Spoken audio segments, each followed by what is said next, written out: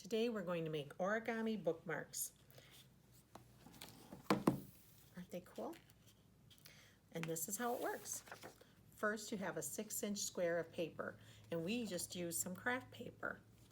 Just lay it down so it looks like a diamond. Fold it in half so that it turns into a triangle. Now take each corner and bring up to the point at the top.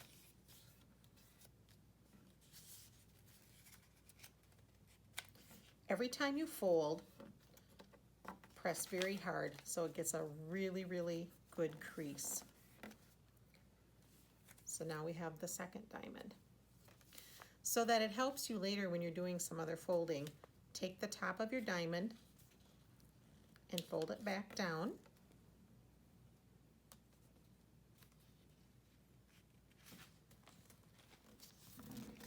And make a really hard crease. And then go ahead and fold it back up and open the diamond up again. Now this is when you would fold the top of the diamond, pull it back down, and fold it across. So it looks like this.